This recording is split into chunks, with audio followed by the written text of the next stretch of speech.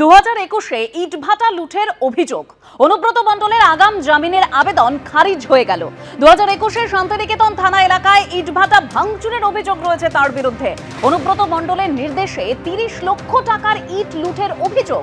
কঙ্কালীতলা পঞ্চায়েতের উপপ্রধান মামুন শেখ ও তার সাগরেদদের বিরুদ্ধে ইট লুঠের অভিযোগ। 2021-এ শান্তিনিকেতন থানায় অভিযোগ দায়ের হলেও ব্যবস্থা নেওয়া হয়নি বলে অভিযোগ। চলতি মাসে ফের শান্তিনিকেতন থানায় অভিযোগ দায়ের ইটভাটার মালিকের, আর তারই প্রেক্ষিতে সিউড়ি জেলা আদালতে আগাম জামিনের আবেদন করেন অনুব্রত মণ্ডল। অনুব্রত মণ্ডলের জামিনের আবেদন খারিজ করে দেয় আদালত।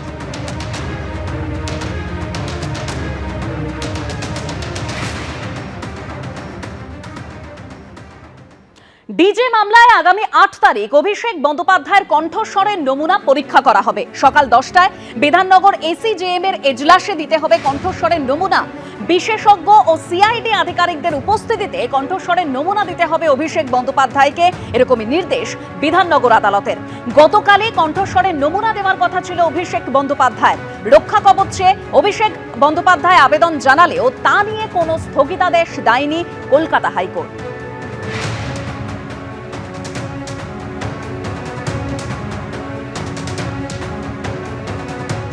ডিজে মামলায় অভিষেক বন্দ্যোপাধ্যায়কে আগামী 8ই জুলাই সকাল 10টার সময় বিধাননগর আদালতের এসিজেএমে উপস্থিত থাকার কথা বলা হয়েছে।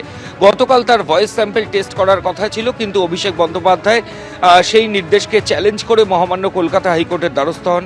কলকাতা হাইকোর্টের তরফ থেকে স্পষ্টভাবে যেটা জানানো হয় যে হাইকোর্ট এই ব্যাপারে হস্তক্ষেপ করবে না এবং তাকে কোনো রক্ষা কবচও দেওয়া হবে না।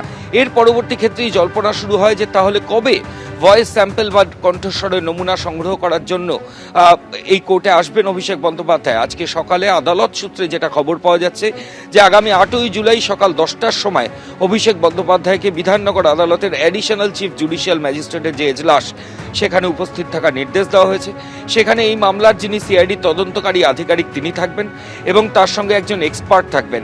এবং গতকাল যে অভিষেক বন্দ্যোপাধ্যায় আসেননি সেই ব্যাপারে ইতিমধ্যেই সিআইডির তরফ থেকে আদালতকে গোটা বিষয়টি ইন্টিমেট করা হয়েছে, এমনটাই সিআইডি সূত্রে খবর।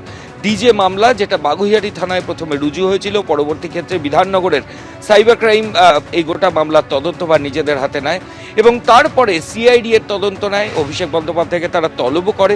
এবার সেই মামলাতে কণ্ঠস্বরের যে নমুনা সেটা সংগ্রহ করার জন্য আগামী 8 তারিখ সিআইডি সূত্রে খবর এই আদালতে আমরা যেখানে এখন রয়েছি সেখানে অভিষেক বন্দ্যোপাধ্যায় আসবেন এবং তার কণ্ঠস্বরের নমুনা সংগ্রহ করা হবে।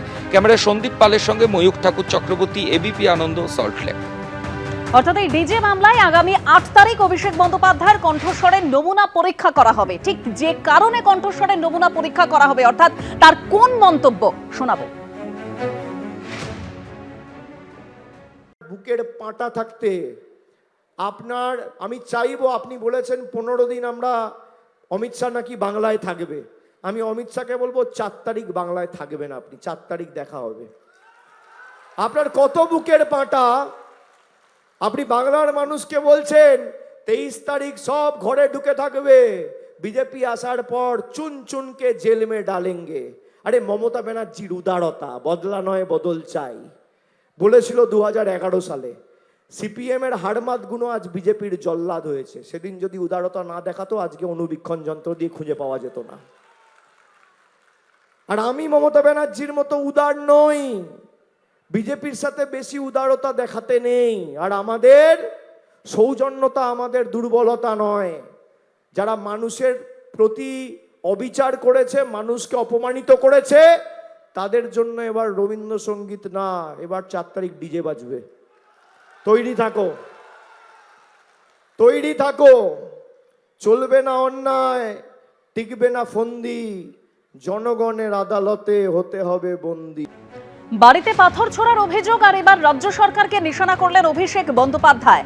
আজ ভোররাতে এক ব্যক্তি আমার বাড়ির বাইরে এসে পাথর ছুঁড়তে থাকে। পাথর ছোড়ায় দোতলার জানালার কাঁচ ভেঙে চুরমার হয়ে গিয়েছে। এটা শুধু আইন শৃঙ্খলার পতন নয়, এটা হিংসার বিপজ্জনক প্রাতিষ্ঠানিকীকরণ। পুলিশ কোথায় ছিল? কার নির্দেশে এই দুষ্কৃতীরা হামলা চালিয়ে পার পেয়ে গেল? বাংলার এই ভয়ঙ্কর বাস্তবতা, ভয়ঙ্কর শাসন ব্যবস্থা, সম্প্রতি পাশ হওয়া গুন্ডা দমন বিল কি বিজেপি সমর্থিত অপরাধীদের ক্ষেত্রেও প্রযোজ্য হবে? বাংলার যে করুণ দশা হচ্ছে তাতে আমি স্তম্ভিত, বিচলিত, উদ্বিগ্ন।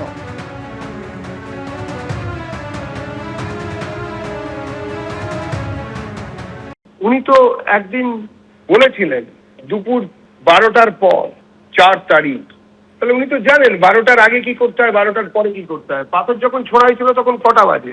একটা কথা ব্যর্থহীনভাবে দলের পক্ষ থেকে বলতে পারি যে যদি কোনো দুষ্কৃতি এর সঙ্গে যুক্ত থাকে, নতুন রাজ্য সরকার জিরো টলারেন্স নীতি নিয়েছেন যে কোনো দুষ্কর্মের প্রতি।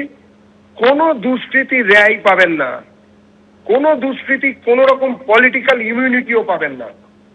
কিন্তু উল্টো দিকে আরো একটা দাবি করব রাজ্য সরকারের কাছে দলের পক্ষ থেকে, যদি কোনো মিথ্যে অভিযোগ হয় তাহলে এইভাবে সমাজকে কলুষিত করার, সরকারের প্রতি সন্দেহ তৈরি করার যদি কোনো চক্রান্ত হয় তাহলে সেটাও যেন সেইভাবেই দেখা হয়, যাতে ভবিষ্যতে কোনো মানুষ দেশ, রাজ্য বা সরকারের সম্বন্ধে কোনো মিথ্যে কথা বলতে না পারেন। এটাও যেন কোনো পলিটিক্যাল ইমিউনিটি না রেখেই দেখা হয়। কলকাতা হাইকোর্টে জামিন পেলেন তৃণমূল নেতা জয়প্রকাশ মজুমদার। সল্টলেকে বাড়ি দখল মামলায় জামিন জয়প্রকাশ মজুমদারের। বাড়ি জবরদখলের অভিযোগে তাকে গ্রেপ্তার করেছিল পুলিশ। তদন্তে সহযোগিতা করতে হবে। উত্তর 24 পরগনা এবং কলকাতার বাইরে যেতে পারবেন না জয়প্রকাশ মজুমদার, শর্ত কলকাতা হাইকোর্টের। জয়প্রকাশ মজুমদারের জামিন মঞ্জুর করলেন বিচারপতি অজয় কুমার মুখোপাধ্যায়।